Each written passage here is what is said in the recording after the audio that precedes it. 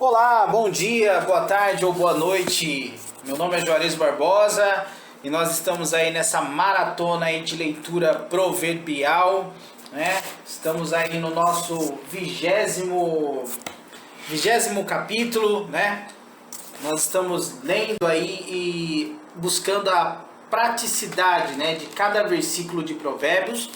E hoje, dia 20, nós vamos trabalhar então a praticidade do capítulo 20 de Provérbios, ok? Nós vamos então fazer como de costume, vamos fazer aquela leitura rápida, apenas para a gente poder absorver alguns pontos, e depois a gente vai estar trabalhando cada versículo, né? Não todos, mas alguns que contém aquele cunho prático, ou seja, aquele versículo que ele é aplicável aos nossos dias, é aplicável à nossa vida, é um versículo que pode ser transformado em programação mental para a nossa vida, ok? Então vamos lá para Provérbios capítulo 20, vamos ler. O vinho é escarnecedor e a bebida forte alvoroçada, e todo aquele que neles errar nunca será sábio. Como o rugido do leão é o terror do rei, o que o provoca a ira peca contra sua própria alma. Honroso é para o homem desviar-se de questões, mas todo tolo é intrometido. O preguiçoso não lavrará por causa do inverno, pelo que mendigará na cega, mas nada receberá. Como as águas profundas é o conselho no coração do homem, mas o homem de inteligência o trará para fora. A multidão dos homens apregou a sua própria bondade, porém o homem fidel digno, quem o achará? O justo anda na sua sinceridade, bem-aventurados serão os filhos depois dele. Assentando-se o rei no trono do juízo, com os seus olhos dissipa todo o mal. Quem poderá dizer, purifiquei o meu coração, limpo estou do meu pecado? Dois pesos diferentes e duas espécies de medidas são abominação ao Senhor, tanto um como o outro. Até a criança se dará a conhecer pelas suas ações, se a sua obra é pura e reta. O ouvido que ouve e o olho que vê, o Senhor os fez a ambos. Não ames o sono para que não te empobreças. Abre os teus olhos e te fartará de pão. Nada vale, dirá o comprador, mas indo-se, então se gabará. Há ouro e abundância de rubis, mas os lábios do conhecimento são joias preciosas. Ficando alguém por fiador de um estranho, tome-se-lhe a roupa, e por penhor aquele que se obriga pela mulher estranha. Suave é ao homem o pão da mentira, mas depois a sua boca se encherá de cascalho. Cada pensamento se confirma com conselhos, e com bons conselhos se faz a guerra. O que anda tagarelando revela o segredo. Não te intrometas com o que lisonjeia com seus lábios. O que amaldiçoa seu pai ou sua mãe, apagar-se-á a sua lâmpada em negras trevas. A herança que no princípio é adquirida às pressas, no fim não será abençoada. Não digas, vingar-me-ei do mal. Espera pelo Senhor e ele te livrará. Pesos diferentes são abomináveis ao Senhor, e balança enganosa não é boa. Os passos do homem são dirigidos pelo Senhor. Como, pois, entenderá o homem o seu caminho? Laço é para o homem apropriar-se do que é santo, e só refletir depois dos feitos dos votos. O rei sábio dispersa os ímpios e faz passar sobre eles a roda. O espírito do homem é a lâmpada do Senhor, que esquadrinha todo o interior até o mais íntimo do ventre. Benignidade e verdade guardam ao rei, e com benignidade sustém ele o seu trono. A glória do jovem é a sua força, e a beleza dos velhos são as cãs. Os vergões das feridas são a purificação dos maus, como também as pancadas que penetram até o mais íntimo do ventre. E como sempre, um capítulo recheado de coisas fantásticas, maravilhosas, conselhos que, se praticados, vividos e ensinados, poderão praticamente transformar o mundo, transformar as pessoas, né? E é essa transformação que nós estamos buscando quando nós lemos Provérbios. E não somente Provérbios, mas toda a palavra do Senhor. Nós estamos nessa maratona de leitura de Provérbios, de todos os capítulos de Provérbios, porque hoje em dia nós precisamos muito de conhecimento. Até para servir ao Senhor é necessário conhecimento. Eu diria que se eu fosse a pessoa que tivesse montado a Bíblia, colocado a Bíblia em uma ordem de livros, eu diria que o livro de Provérbios deveria ser o primeiro livro, antes mesmo do Gênesis. Porque a praticidade e o que Deus faz quando usa a boca de Salomão para nos ensinar sobre a vida é uma coisa assim tão fantástica, que Salomão, que escreve os Provérbios e o livro de Eclesiastes, ele nos deixa uma herança de sabedoria muito poderosa. E nós vamos aqui agora, vamos trabalhar alguns versículos. E você mesmo, você vai perceber a grandeza que existe na orientação de Deus. Você vai perceber como Deus, ele criou um sistema perfeito. Como obedecer a Deus vai te trazer felicidade. Como obedecer a palavra do Senhor, e aí você vai entender o porquê que a Bíblia é um livro tão importante. Por que a Bíblia é um livro da qual nós temos como instrumento de fé na nossa vida, e nós baseamos toda a nossa vida na palavra do Senhor. Até constituições de países foram baseadas na Bíblia. Para você ver o poder que há nesse livro de construção de sistemas operacionais das pessoas. Ok? Então vamos começar pelo primeiro versículo, que diz o seguinte: o vinho é escarnecedor, a bebida forte é alvoroçada, e todo aquele que neles errar nunca será sábio. Ou seja, bebidas fortes e sabedoria não se misturam. A bebida forte, o álcool, eles têm um efeito dentro do organismo humano, um efeito químico, que entorpece a pessoa, que a pessoa parece que ela vai trabalhar no modo básico. O que seria modo básico? Apenas algumas funções cerebrais, vitais, vão funcionar. É como se beber vedasse a inteligência. É como se você, por exemplo, você no estado sóbrio, você utilizaria tantos por cento do seu cérebro. E à medida que você bebe, você vai como se diminuindo a quantidade de massa encefálica utilizável, ok?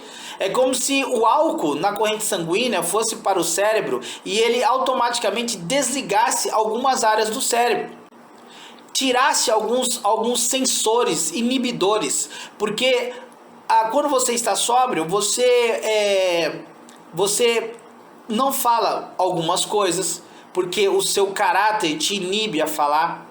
Quando você está sóbrio, alguns comportamentos como falta de educação, a polidez, são valorizados quando você está entre pessoas. E quando o álcool sobe pelas correntes sanguíneas até o cérebro e acessa o cérebro, é como que ele desligasse alguns sensores, o sensor da educação, o sensor da sensibilidade para com o outro. Então a pessoa começa a falar besteira, ela perde os modos, ela perde a educação e coisas que ela jamais falaria sóbria, ela acaba falando motivada pelo álcool, motivada pela bebida forte.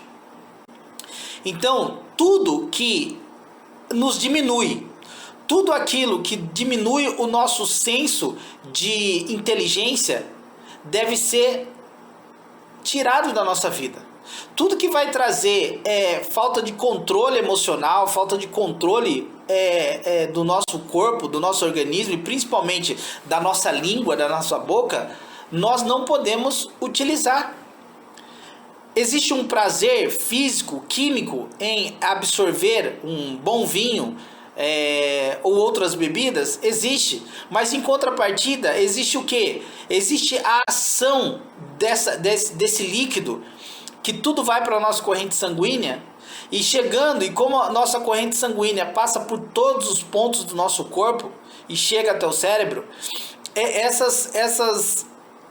essa mistura, esse álcool na nossa corrente sanguínea, ele chegará ao nosso cérebro e ele vai nos tirar alguns sensores, vai tirar a nossa atenção, vai tirar a nossa concentração. No trânsito mesmo, o que pode ocorrer? Uma pessoa alcoolizada, uma pessoa com nível de álcool excessivo no sangue, ela pode perder os sentidos e a sensibilidade de dirigibilidade e acabar matando famílias, matando a si próprio e matando pessoas inocentes. Então, assim, o vinho e a bebida forte são coisas que nós precisamos abolir da nossa vida. Porque é um prazer que não compensa.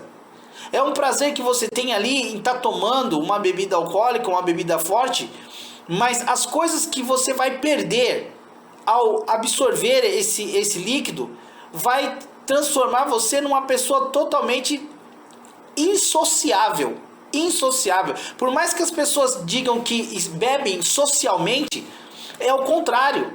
Beber bebidas alcoólicas e principalmente uma bebida forte vai fazer você ser totalmente insociável, porque às vezes aquilo que você não fala por educação, o álcool vai tirar essa inibição e você vai acabar falando coisas que depois você vai se arrepender.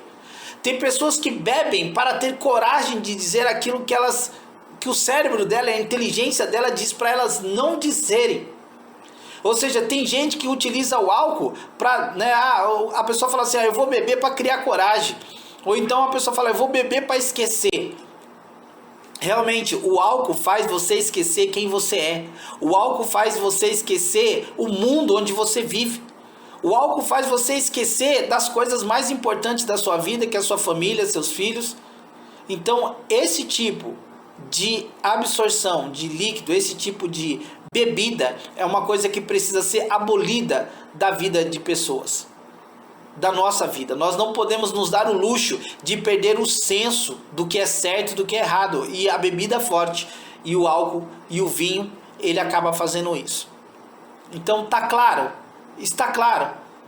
que não compensa, é um prazer que não compensa, é um prazer em beber um líquido, prazer em beber uma bebida, que os seus efeitos colaterais vão prejudicar muito mais do que o prazer de estar absorvendo aquele líquido.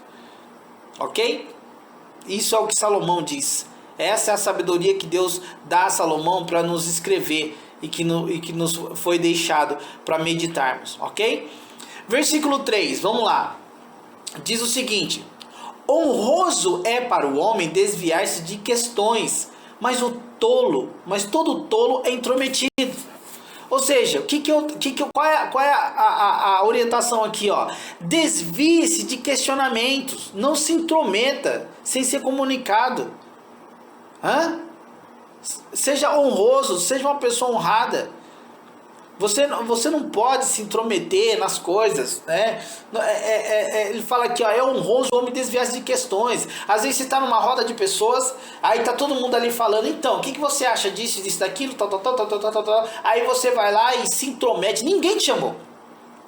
Aí você vai lá porque você está ouvindo falar, aí você vai devagarzinho, você vai chegando perto, daqui a pouco você está no meio da conversa. Ninguém nem te chamou e você está no meio da conversa. Olha que coisa feia, que coisa ridícula, né? Isso está acontecendo, sabe o que? Virtualmente falando. É aquele post que você vê na internet, é aquela informação compartilhada que você viu lá na sua página, e aí você pega aquilo e compartilha e ainda escreve, olha, é assim, assim, assado e tal, e aquilo vai espalhando, e aquilo vai espalhando. Então, eu comparo, por exemplo, quando você vê uma coisa polêmica, quando você vê uma questão totalmente polêmica, uma questão que não vai te agregar valor nenhum, não compartilha isso, não se intrometa nessa conversa. Se você não tem informação sobre o cunho daquilo que está sendo tratado, nem se intrometa, não compartilhe, sabe? Visualize, ignore aquilo, ou então você pode clicar lá numa função que te pergunta por que eu estou vendo isso. Então você pode deixar de ver algumas informações na internet, na sua fanpage do Facebook, por exemplo. Você pode fazer isso. Então, assim, a dica que Salomão está falando aqui é essa. Não se intrometa, sabe? Desvia de questões tolas, de coisas que não vão te agregar valor nenhum para a sua vida, nem para a vida de ninguém. Questões políticas, questões que sabe? Conversas que nunca tem fim. Nunca tem lado certo, sabe? As pessoas criam lados para ficar, mas não se acham em lado nenhum. Ok? Versículo 4. O preguiçoso não lavrará por causa do inverno, pelo que mendigará na cega, mas nada receberá. O que Salomão está dizendo aqui? O que Deus está dizendo aqui? A dificuldade sempre será a desculpa do preguiçoso. E aí ele vai acabar mendigando no dia do pagamento, mas não vai receber nada. Ou seja, o preguiçoso sempre está dando uma justificativa. Não vou porque isso aí não dá certo. Aí eu não vou porque isso aí não dá dinheiro. Eu não vou porque se eu for eu vou ficar doente. Eu não vou porque tem um leão lá fora, né? Ou seja, muita gente também que poderia estar trabalhando, né? E não vai, ela sempre vai encontrar uma desculpa. Ela vai, eu não vou porque, sabe, existe um risco eminente lá fora, existe um risco muito grande, então, enfim, eu não vou. E ali, o preguiçoso sempre tem uma justificativa do porquê não fazer alguma coisa. E o que vai acabar acontecendo? Quando chegar a época de colheita, a época que era para se colher aquilo que plantou, o que ele vai fazer? Ele precisa comer. Aí o que ele vai fazer? Ele vai mendigar. Ele vai ficar pedindo para as pessoas. E aí você acha que as pessoas vão dar? Conhecendo, sabendo que a pessoa é preguiçosa? Porque quando a pessoa é trabalhadora, quando a pessoa trabalha e as pessoas sabem que ela é uma trabalhadora, a pessoa não precisa nem mendigar, as pessoas ajudam. Mas quando as pessoas conhecem, sabem de longe, ao longe, o que é um preguiçoso, não adianta ela pedir, implorar, que as pessoas não vão ajudar. É assim que funciona. É assim que funciona. E é assim que Salomão diz. Ok? Versículo 5 diz o seguinte: como as águas profundas é o conselho no coração do homem, mas o homem de inteligência o trará para fora. Olha só que coisa fantástica, né? Bons conselhos estão nas profundezas do coração, né? Ou seja, não fique na superficialidade, sua mente é um oceano profundo. Então assim, não pegue um assunto, aqui que a gente entende quando a gente lê isso. Às vezes tem algumas coisas na sua vida que você decide em 5 minutos. Tem coisas na sua vida que você vai avaliar ali, vai falar, puxa, isso aqui não, isso aqui tá fácil de resolver, isso aqui é só fazer assim, assim, assado. E não é bem assim. Tem coisas que você precisa ir lá no fundo, tem coisas que você precisa pensar, ir lá e tirar aquela, sabe, ir lá nas profundezas do seu cérebro, do seu coração, para você tirar o melhor conselho, para você tirar a melhor visão sobre aquele problema, sobre aquela coisa. O coração é o nosso conselheiro. Mas a gente não pode viver praticamente na superficialidade. Nós precisamos ir lá no fundo, no profundo do nosso coração, porque isso é ter inteligência, isso é ser inteligente. Não é viver na superficialidade, não é viver como tudo fosse simples, tudo fosse... Não, é buscar mesmo, para você não ter dúvida de que aquela é a posição mais correta que você está tomando em relação àquilo. No versículo 6 vai dizer o seguinte: a multidão dos homens apregou a sua própria bondade, porém o homem fidedigno, quem o achará? O que Salomão está dizendo aqui? Seja um homem fiel e digno para ser encontrado, porque é esse tipo de homem que as pessoas estão procurando. É esse tipo de pessoas que estão sendo procuradas hoje na sociedade. Pessoas fiéis, pessoas dignas de serem amigos, de serem parceiros. Se você for uma pessoa fiel, se você for uma pessoa digna, com certeza você vai ser encontrado. Você será encontrado. Ok? Porque as pessoas estão procurando isso. Versículo 7 diz o seguinte: o justo anda na sinceridade. Bem-aventurados serão os seus filhos depois dele. Olha só que futuro. Olha que futuro. Ou seja, seja justo e sincero e você vai dar um bom futuro para os seus filhos. Uma das formas de você dar um bom futuro para os seus filhos é o que você faz com a sua vida hoje. Uma das formas de você prezar pelo futuro dos seus filhos é você ser um homem de caráter hoje. É você ser um homem que anda na sinceridade. É você ser um homem justo. É você ser justo em tudo que faz. Justo e sincero. Se você for uma pessoa justa e sincera, os seus filhos vão ver isso. E o futuro dos seus filhos vai ser maravilhoso. Por quê? Porque além deles aprenderem o que eles estão vendo de você, eles vão se lembrar de você com muito orgulho. Mesmo depois que você parta dessa terra, que você não esteja mais neste mundo, seus filhos sempre vão lembrar de você como um homem justo, um homem sincero. E isso vai ser praticamente o futuro deles. Ok? Versículo 9. Qual é a informação que nos traz? Quem poderá dizer, purifiquei o meu coração, limpo estou do meu pecado? Quem pode dizer isso? Salomão diz. Seu coração nunca estará puro e limpo de pecados. A nossa salvação não é pelas nossas obras. Não é porque nós buscamos santidade, não é porque somos perfeitos, porque somos santos. Nós somos salvos pelo sangue de Jesus, pelo sacrifício de Jesus na cruz do Calvário. Jamais ações ou comportamentos que venhamos a ter vai ser o motivo, razão e circunstância de nós entrarmos no céu. Nós não vamos entrar no céu por boas ações. Nós não vamos entrar no céu porque nós jejuamos. Nós não vamos entrar no céu porque nós oramos. Nós não vamos entrar para o céu porque a gente é uma pessoa bondosa. Nós não vamos entrar no céu porque nós somos dizimistas. Nós não vamos entrar no céu porque nós somos doadores. Nós não vamos entrar no céu porque nós somos pessoas caridosas, bondosas, né? Generosas. Pessoas que não fazemos mal para ninguém. Nós não vamos entrar no céu por causa disso. Nós não vamos entrar no céu por nós. Nada que façamos vai dar o direito, vai dar o condicionamento para que a gente acesse ao céu. Nós só vamos acessar o céu, só vamos entrar ao céu se a misericórdia do Senhor, que é a causa de nós não sermos consumidos, alcançar a nossa alma. Se Deus achar por bem que nós somos merecedores de continuarmos na sua presença em forma espiritual, em corpo incorruptível. Nós só vamos entrar no céu se Deus encontrar em nós e achar que nós mereçamos, assim como Jesus conta a parábola do rico e o Lázaro. Nós só vamos deixar de viver, dar o último fôlego de vida e de repente vermos os anjos de Deus vindo recolher a nossa alma, se nós formos encontrados justos diante de Deus. Caso contrário, nós vamos fechar os olhos nessa terra e nós vamos acordar no inferno. Que é essa história que Jesus conta através da parábola do rico e o Lázaro. Que na verdade não é uma parábola, é o que Jesus exemplifica do mundo espiritual e de como funcionam as coisas. Ok? Então assim, jamais vamos conseguir purificar o nosso coração. Constantemente estamos olhando coisas, estamos vendo coisas, cobiçando coisas. Constantemente o nosso coração vive pensando no pecado, flertando com o pecado. Então nós temos que buscar sim, buscar a purificação, buscar ser limpo, porque sem a qual, sem a santidade, ninguém verá Deus, já está escrito, o próprio Deus já disse isso. Buscar a santidade, buscar a purificação, porque sem a qual ninguém verá Deus. Então se eu nunca vou conseguir purificar meu coração, se eu nunca vou limpar do meu pecado, então o que adianta?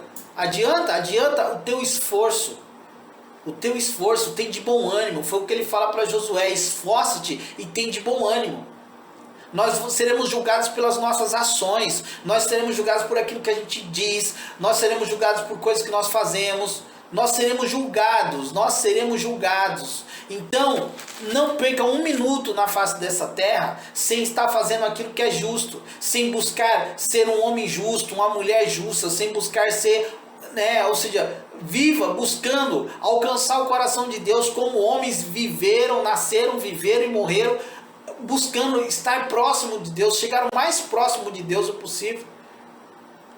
Porque o céu não é um lugar, apenas um lugar onde nós iremos se esconder do inferno e da ira de Deus. Pelo contrário, nós vamos para o céu porque nós queremos a Deus e não o céu. Nós vamos para o céu porque nós queremos ver a face de Deus. Nós vamos para o céu porque nós queremos viver uma eternidade conhecendo aquele que criou os céus e a terra, e não o céu como o livramento do inferno. Nós não vamos para o céu porque nós não queremos ir para o inferno. Nós vamos para o céu porque nós queremos estar diante da face de Deus. Nós queremos contemplar o Criador de todas as coisas, o Criador, aquele que nos fez. Aquele que nos fez. Qual é o filho que não quer conhecer o seu pai? Qual é o filho que não quer conhecer um pai? Imagine um filho que de repente se vê no mundo, se vê numa situação e fala assim: puxa, eu tenho um pai. Eu tenho um pai. Onde está meu pai? Ah, meu pai está no céu. Poxa, mas eu nunca vi meu pai. Como que meu pai é? Qual é o filho que não quer ver o pai? Qual é o filho que não quer dar um abraço no pai? Então nós desejamos viver isso, nós queremos viver isso. Nós temos que colocar no nosso coração que o céu não é um lugar da qual nós estamos fugindo do inferno. O céu é a casa de Deus. O céu é um lugar que nós queremos ir, não para viver eternamente, cuidando das nossas próprias vidas, sendo na ausência da infelicidade, do choro, da doença. Não, o céu é a casa de Deus. Então o céu é um lugar que nós vamos porque nós queremos ver a face de Deus. Nós queremos ver a glória de Deus. Enxergue o céu dessa maneira. Não enxergue o céu como uma fazenda. Não enxergue o céu como um lugar de retiro. Não enxergue o céu como um hotel. Embora o próprio Jesus disse: eu vou preparar-vos lugar. Na casa do meu pai há muitas moradas, há mansões celestiais, e eu vou preparar lugar para vocês. Mas veja bem, o mais importante não são as mansões celestiais. Não é um lugar que será preparado para nós. O mais importante é a oportunidade de você estar diante de Deus, diante daquele que fez os céus e a terra, diante de Deus, e poder parar de imaginar o que Deus quer da nossa vida.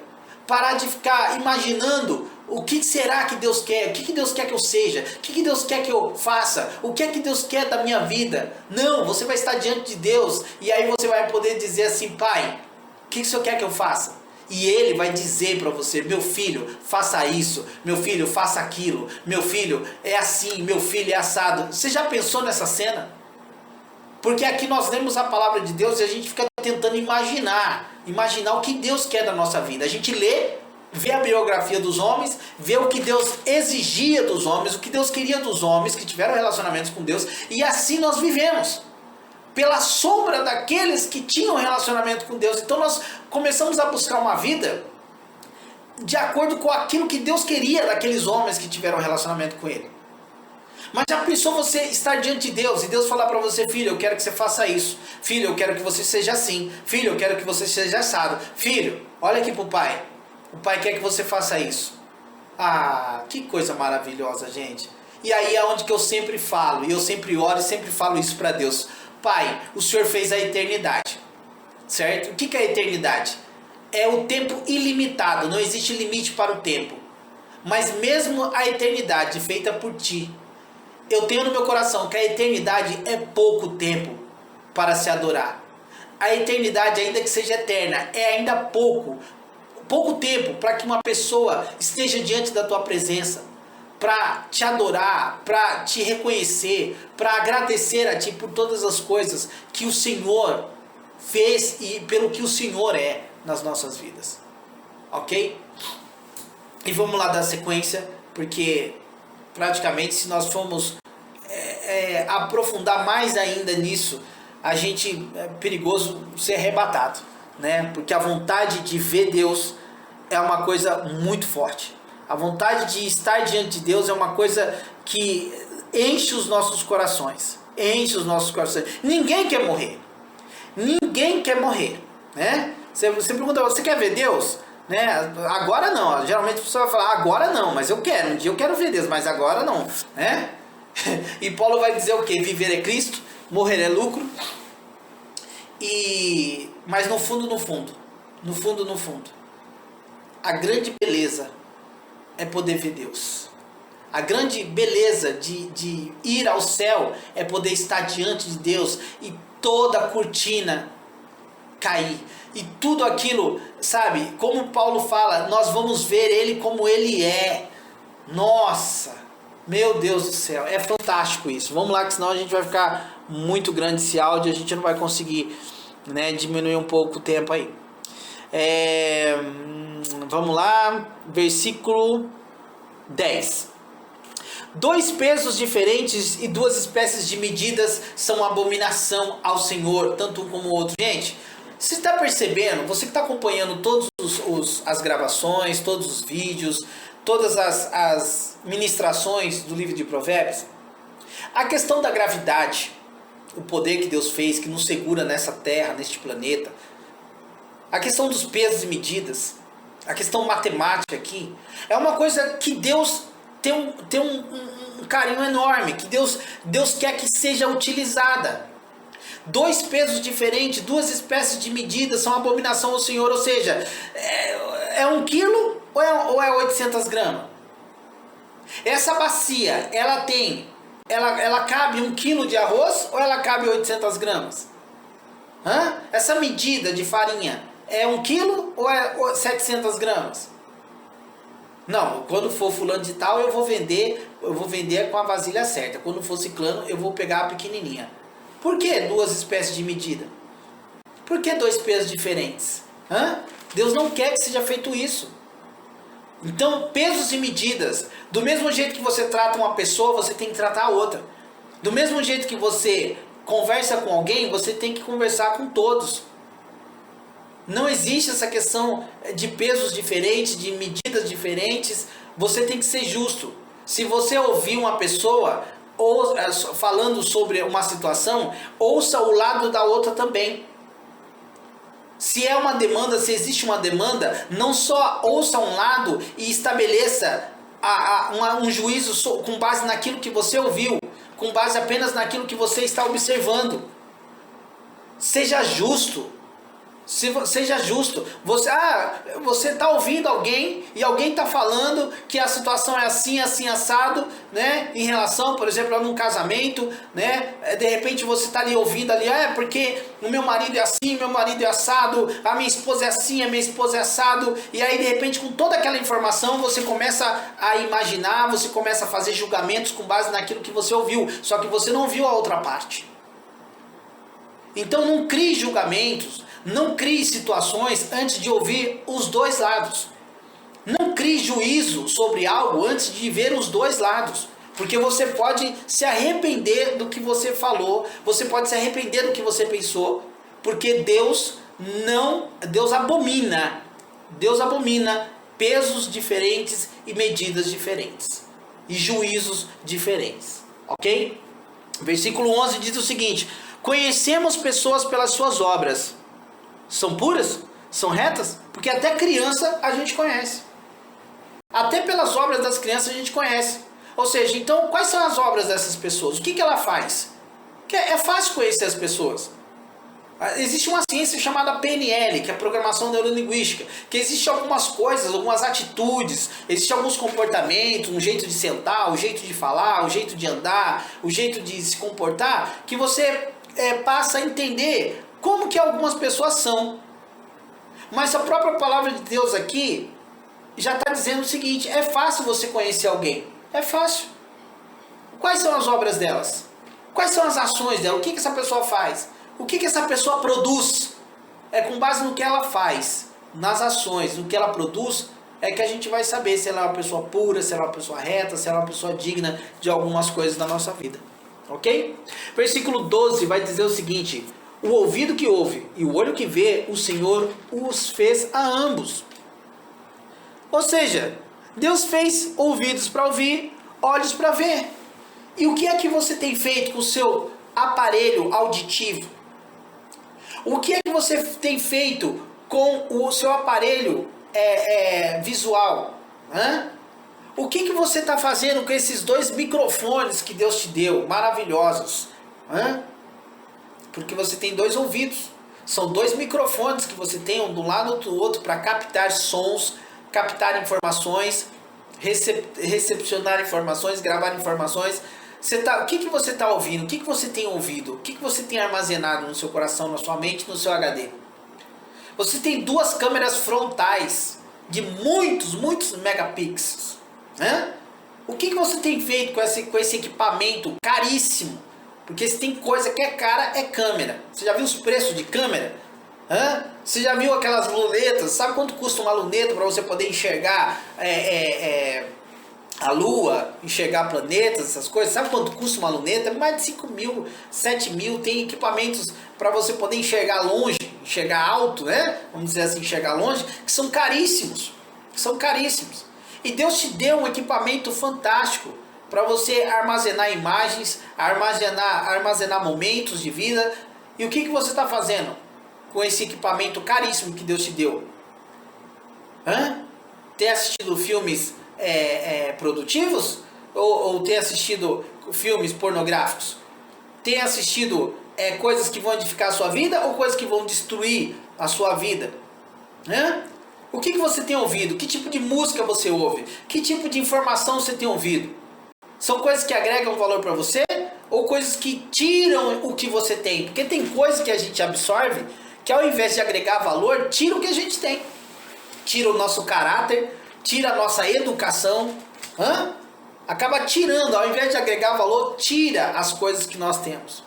Então, Deus fez os nossos olhos, Deus fez os nossos ouvidos. Então, cuide bem dessas coisas que Deus te deu. Cuide muito bem desses equipamentos que Deus te forneceu. Ok? Isso é o que Salomão nos ensina aqui. Versículo 13. Olha só que coisa fantástica. Salomão escreve o seguinte: não ames o sono para que não te empobreças. Abra os teus olhos e te fartará de pão. O que nós aprendemos aqui, gente? Sono e pobreza estão ligados. Abra os seus olhos. A riqueza está condicionada ao trabalho. A riqueza está condicionada ao tempo que você passa acordado. Não ames o sono para que não te empobreças. Tem gente que dorme 12 horas. Tem gente que passa a vida inteira dormindo. E aí existe 2 tipos de sono. Existe o sono físico mesmo, que é aquele que você passa ali horas e horas ali deitado na cama e não faz nada. E existe o sono intelectual, que é aquele sono onde a pessoa tem tempo, a pessoa está acordada, mas ela está dormindo no ponto. Ou seja, aquilo que a gente chama de dormir no ponto. A vida está passando e a pessoa está ali no sono da indolência, sabe? Está ali, né, dormindo, e não faz nada para mudar de vida, não alimenta a alma com informações. Ou seja, a pessoa está ali no sono da indolência, a vida passando e a pessoa ali, sabe?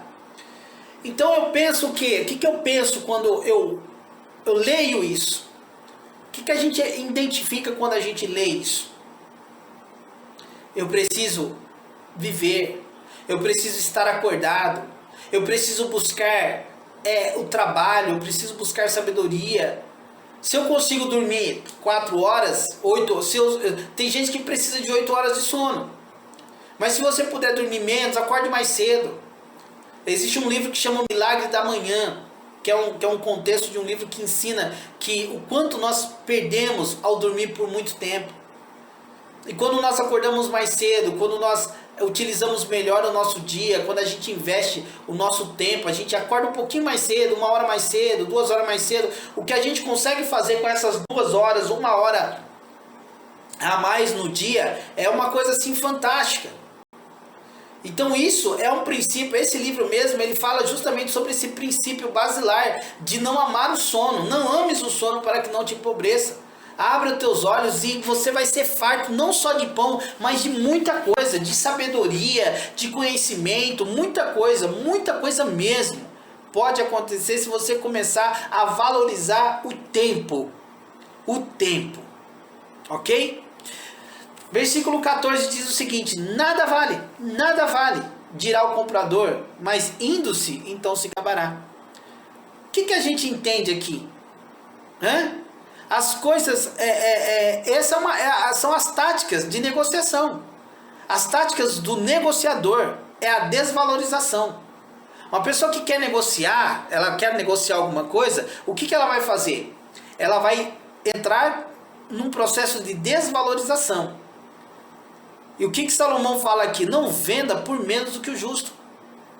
Vou te dar um exemplo. A pessoa chega, você fala aqui, ó, meu carro vale tanto. Eu estou vendendo por tanto. Esse é o preço do meu carro. Aí o cara começa a olhar o carro, aí abre o carro, abre o capô, aí começa a olhar. Geralmente estou dando um exemplo que é mais prático, né? Abre o capô, começa a olhar. E aí a pessoa, mas o que é isso aqui? Isso aqui é assim, o pneu tá bem, né? Eu vou ter que trocar os pneus, né? Esse pneu aqui não dá pra viajar, não. Esses pneus aqui, sem chance. Na cidade até vai, mas se eu for viajar, já... E aí a pessoa começa a desvalorizar o pneu, começa a desvalorizar a pintura, dizer que, né, vai ter que mandar polir, porque a pintura tá bem desgastada, que senão vai perder a pintura toda do carro, né? Aí vai ter que trocar o óleo, aí vai comer. E a pessoa que está negociando ali começa num processo de desvalorização. Ela começa a olhar para aquilo que você já deu um julgamento de um valor e ela começa a desvalorizar. E à medida que a pessoa vai desvalorizando, às vezes você vai acreditando nessa desvalorização e você acaba às vezes até convencido de que aquele carro não vale tanto quanto você gostaria de vender. Por exemplo, uma casa, a pessoa vai lá na casa, olha, estou vendendo essa casa, aí a pessoa vai visitar a casa. A casa está num bom lugar, a casa está num carro acessível, né, assim. Aí a pessoa fala, nossa, mas aqui é bem parado, né? Nossa, onde é o mercado mais próximo? Nossa, fica longe, né? Ficou longe, né? Poxa, tal, aí olha aqui e tal. Nossa, mas e aqui? Nossa, aqui quando chove dá umidade, né? Ixi, aqui eu vou ter que fazer isso, vou ter que fazer aquilo. Nossa, e aqui, hein? Aqui eu vou ter que tirar todo esse piso aqui, vou ter que colocar outro, porque esse piso aqui, nossa, esse piso aqui tá muito feio esse piso. Isso aqui. E aí começa a desvalorizar algumas coisas, ao ponto que a pessoa que venderia a casa por um valor, ela fala o seguinte, bom, então faz o seguinte, ó. Eu vou fazer o seguinte, então eu vou vender ela por tanto que você vai gastar aqui no máximo uns 5 mil reais para arrumar isso aqui. Então eu abato 5 mil e aí você, né, esses 5 mil de abatimento, você troca o piso da casa, beleza? Tá bom para você assim? Ou seja, tá vendo? Entrou no processo de desvalorização que o negociador estava fazendo. E o que Salomão ensina aqui? Seja justo. Em todos os capítulos, na maioria dos capítulos, o que Salomão mais ratifica, o que Deus usa a boca de Salomão para ratificar. Seja justo. Quanto que custa? Tanto. Nossa, mas não sei o que. Não, mas não, né? Como que é o versículo que fala aqui? 14, né? Ele está falando o seguinte, ó. O negociador ele vai falar o seguinte, ó. Não vale nada, isso aí não vale. Não, mas isso não vale o que você está pedindo. Não, não vale o que você está pedindo. Você não vai vender. Aí a pessoa já começa, nem você não vai vender nunca. Você não vai vender nunca por esse valor. Né? Aí já sai, o cara nem mais desvaloriza. O cara já começa a amaldiçoar você. Ele já começa, você não vai vender nunca isso aí. Por esse valor? Aqui não. Você pode vender em outro lugar, mas aqui não vale. Se fosse lá no lugar tal, assim, assado, até valia. Mas aqui nesse bairro, aí, ou seja, começou a desvalorizar o bairro. E o que nós temos que ser? Justos. Porque esse cara, você vai vender, se você vender pelo preço justo, depois que ele fechar o contrato, depois que ele assinar o contrato de compra e venda, seja do carro, seja da casa, ele vai se gabar. Ele vai falar lá na casa dele, ele vai falar, rapaz, olha, fiz um negoção, viu? Essa casa aqui, ó, valia tanto, rapaz. Mas eu fui, ó, chorei, consegui por tanto, consegui por menos. E se acha que fez o maior negócio. Você entendeu? Então assim, ó, quando você for fazer um negócio, aí segue a dica aqui de Salomão. Quando você for fazer um negócio, seja justo. E aí quando a pessoa começar, não vale nada, isso aqui não vale, isso aqui, você começar a depreciar o seu carro, ou a sua casa, ou seja o que você estiver vendendo, abra a Bíblia, no capítulo 20 de Provérbios, no livro de Provérbios, no capítulo 20, no versículo 14, e mostra esse versículo para ela. Mostra essa referência para ela. Você fala assim para elas aqui, ó, eu vou ler um negócio para você aqui. O que você está fazendo aqui está na Bíblia. O que você está fazendo está na Bíblia. Aí lê para ela aqui, ó, não vale nada, dirá o comprador, mas indo embora se gabará. Você vai se gabar, cara. Você acha que não vale isso, você está achando que não vale. Eu estou te vendendo pelo preço justo, mas você está falando que não vale? Mas assim que você virar as costas e assinar o recibo de compra e venda e virar as costas, você vai sair feliz da vida aqui com esse carro, você vai sair feliz da vida aqui que comprou essa casa, tá? Porque você está fazendo um negócio justo e o melhor negócio da sua vida. Sabe por quê? Sabe por que é o melhor negócio da sua vida? Porque é um negócio justo, não tenha dúvida disso, tá? Olha só o que nós encontramos aqui no capítulo 20 de Provérbios. Olha que coisa linda e fantástica, ok? Versículo 15, vamos lá. Há ouro e abundância de rubis, mas os lábios do conhecimento são joias preciosas. Gente, as coisas mais valiosas do universo é o conhecimento transferível. Tá? É o conhecimento transferível, porque o conhecimento só para a pessoa é benéfico só para ela. Mas quando você tem esse conhecimento, e esse conhecimento também ele é transferível, você pode passar isso para um filho, você pode passar isso para um esposo, para o seu marido, enfim, isso é a coisa mais valiosa que existe na face da terra ou no universo. O que nós entendemos aqui é que a sabedoria, ela foi usada por Deus antes da fundação do mundo, antes da fundação dos montes. A sabedoria é a coisa mais importante do universo. Não existe nada, não existe pedras preciosas, rubis, é isso que Salomão está falando. A sabedoria é algo que nada compra, não existe nada que a gente pode avaliar e comprar a sabedoria, falar assim, ó, tá aqui pago, isso aqui é o preço da sabedoria. Não tem. Porque não tem como validar, não tem como dar valor à sabedoria, porque é algo muito, mas muito valioso, a sabedoria. E quando você entende isso, quando você começa a enxergar a sabedoria dessa maneira, a sua vida muda. E muda de uma forma extraordinária. Versículo 17. Vamos lá. Caminhando para o fim. Suave é o homem o pão da mentira, mas depois da sua boca se encherá de cascalho. O que ele está falando aqui, Salomão? Você se ganha com um trabalho enganoso, mas a paga virá. Ou seja, você até ganha com um trabalho enganoso. Você pode até mentir, fazer um trabalho mentiroso, uma coisa ruim, mas a paga virá. Um dia você vai pagar isso. Um dia isso vai voltar para você da mesma maneira que você ofereceu aquele trabalho. Versículo 18. Cada pensamento se confirma com conselho, e com bons conselhos se faz a guerra. Ou seja, o crivo dos nossos pensamentos são os conselhos. Porque a gente pensa muito durante o dia. Passam milhares e milhares de pensamentos. Agora, o que vai ser o crivo de avaliação de cada pensamento? Serão os conselhos. Olha só, e uma guerra é feita com conselhos. Ninguém levanta de manhã cedo e fala assim, eu vou entrar em guerra. Nenhum país, mesmo que há rumores de guerra, o presidente levanta e fala, hoje eu vou bombardear tal país. Não é assim. O cara não levanta da cama decidindo acabar com a vida de uma nação inteira. Não. Para que se chegue uma guerra, antes existe uma reunião. As pessoas vão conversar, vão se colocar os prós e os contras, as perdas e ganhos antes de entrar numa guerra. É necessário uma preparação para se entrar numa guerra. Não é assim que se entra numa guerra, de qualquer jeito. É necessário conselhos, até para se fazer uma guerra. Até para se fazer uma guerra é necessário conselhos. É isso que Salomão está dizendo aqui. Versículo 19. O que anda tagarelando revela o segredo. Não te intrometas com o que lisonjeia com seus lábios. Ou seja, não compartilhe segredos com tagarelas, gente que fala demais. Não se envolva com gente que te elogia demais. Sabe aquela pessoa que te elogia muito? Tá sempre te elogiando, tá ali falando. Chega um elogio ou dois, tudo bem. Mas a pessoa tem sempre um elogio, tá sempre ali tentando afagar o seu ego. Sai fora de gente assim. Entendeu? Sai fora de... E não seja, por mais que você goste da pessoa, por mais que você admire essa pessoa, não fique elogiando ela muito. Porque você vai fazer ela lembrar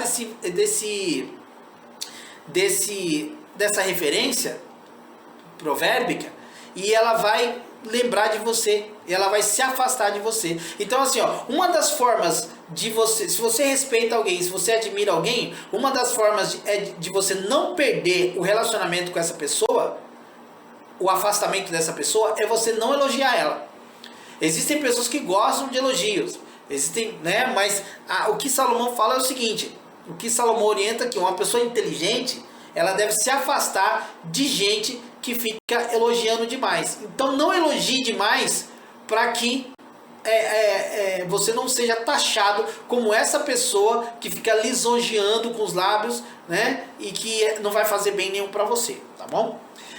Versículo 20 vai dizer o seguinte: o que amaldiçoa seu pai e sua mãe, apagar-se-á sua lâmpada em negras trevas. Ou seja, a forma mais rápida de deixar de existir é desonrar seus pais. O único mandamento com promessa, lá em Êxodo capítulo 20, é o que? Honra teu pai e tua mãe para que seus dias de vida possam ser prolongados. Então assim, pai e mãe são pessoas que a gente tem que tomar muito cuidado. O que nós falamos a eles, como nós dirigimos a eles, como nós tratamos eles. Porque o que Salomão e Deus aqui está falando é o seguinte, que quem desonra pai e mãe, a sua lâmpada apagar-se-á em negras trevas. Ok? Versículo 22 vai dizer o seguinte: não digas, vingar-me-ei do mal. Espera pelo Senhor, Ele te livrará. Ou seja, não se vingue, espere em Deus. Se você acha que foi lesado, que você foi injustiçado, espere em Deus. Espera, porque Ele é considerado o juiz de toda a terra. Então Ele há de julgar, Ele vai julgar a tua causa, tá? Não se preocupe. Versículo 23. Pesos diferentes são pesos diferentes são abomináveis ao Senhor, e balança enganosa não é boa. Você está vendo Deus de novo falando da gravidade, falando de pesos e medidas, o quanto isso é importante, o quanto Deus considera essa questão de pesos e medidas da gravidade. É a Bíblia que está dizendo isso, para a gente ser justo, porque a falta de justiça é uma abominação diante de Deus. Parece que é como se Deus fosse a pura matemática. É como se Deus fosse a personificação da matemática. Deus não quer pesos diferentes. Deus não quer balança enganosa. Deus detesta pesos diferentes e balança enganosa. Versículo 24. Os passos do homem são dirigidos pelo Senhor. Como, pois, entenderá o homem o seu caminho? Ou seja, se você quer ser dirigido por Deus, não questione os seus caminhos. Não fica tentando entender. Poxa, mas não tô... Você orou. Você fala, Senhor, eu quero viver a tua vontade. Está vivendo a vontade de Deus? Você tem a plena consciência. Você lê a Bíblia e você está na vontade de Deus. Então não questione o que acontece. Nossa, mas eu estou vivendo a vontade de Deus. Eu estou obedecendo a Deus e isso está acontecendo na minha vida. Como? Não dá para entender isso. Porque é isso que acontece, né? A gente está ali fazendo a vontade de Deus, vivendo a vontade de Deus, e a gente às vezes, poxa, como que tá? Por que isso está acontecendo na minha vida? Por que isso está acontecendo? Eu não estou entendendo. Por que isso está acontecendo? E aí eu te falo o que a Bíblia diz: os passos do homem são dirigidos pelo Senhor. Então jamais você vai entender o seu caminho. Se Deus está dirigindo, você não orou, você não pediu, você não está obedecendo a palavra de Deus. Se você está obedecendo a palavra de Deus, então você está sendo dirigido pelo Senhor. Então não queira entender o que acontece na sua vida, porque se está acontecendo isso, é porque Deus dirigiu os seus passos para que acontecesse isso. Se você está aqui, é porque Deus dirigiu os seus passos até aqui. E o que acontece na sua vida, não quero entender, porque são passos dirigidos pelo Senhor. Se você está obedecendo a palavra de Deus, você não tenha dúvida que os seus passos estão sendo dirigidos pelo Senhor. Diferente de você tomar os seus passos, diferente de você tomar as suas decisões. Agora, se você estiver andando na vontade de Deus, tendo seus passos dirigidos pela palavra do Senhor, e de repente acontece alguma coisa no meio do caminho e você não entende o que é, não se preocupe. Não se preocupe. Esteja apenas nos passos do Senhor. Obedeça à direção de Deus. E não queira entender tudo o que acontece. tá? Porque talvez lá na frente você vai entender. Lá na frente você vai entender e você vai ter certeza absoluta. Realmente, os meus passos eram dirigidos pelo Senhor. Eu obedeci a palavra do Senhor. Deus dirigiu os meus passos. E agora eu entendo o porquê que aconteceu isso, o porquê que a minha vida virou esse 360 graus, porquê que isso está acontecendo na minha vida. Ok? Caminhando para o fim, versículo 27 vai dizer o seguinte: o espírito do homem é a lâmpada do Senhor, que esquadrinha todo o interior até o mais íntimo do ventre. O que a gente entende aqui? Seu espírito é a sua vontade, e é com ela que Deus investiga a sua vida. Vou repetir: o seu espírito é a sua vontade, e é com ela que Deus investiga a sua vida. Porque a sua vontade, Deus, ele sonda a sua vontade. Eu quero ter isso, eu quero ter aquilo, mas para quê? Para que você quer isso? Para que você quer aquilo? E de acordo com essa sua vontade, do porquê que você quer as coisas, do porquê, através da sua vontade, é que Deus vai esquadrinhar toda a sua vida. Tá entendendo como é que funciona a coisa? Você entende dessa maneira? Versículo 29 vai dizer o seguinte: a glória do jovem é a sua força, e a beleza dos velhos são as cãs, ou seja, os cabelos brancos. Ou seja, é jovem, sua beleza é a sua força. É velho, sua beleza é a sua cabeça. Não só os cabelos brancos, mas a sua experiência, o seu empirismo, a sua sabedoria. Isso é a beleza do velho. Né? O jovem é a força dele, mas ele é inexperiente. Agora, quando a gente vai ficando mais velho, experiente, né, os nossos cabelos brancos vão embelezando a gente, ou seja, o nosso conhecimento, a nossa sabedoria vai nos embelezando. E por último, versículo 30 diz o seguinte: os vergões das feridas são a purificação dos maus, como também as pancadas que penetram até o mais íntimo do ventre. Ou seja, purifique os maus com vergões e pancadas no ventre. É isso que eu tenho que fazer? Descer o cacete de todo mundo? Não. Mas os maus precisam sim de vergões, de feridas, de pancadas às vezes. E eu me refiro a pancadas verbais.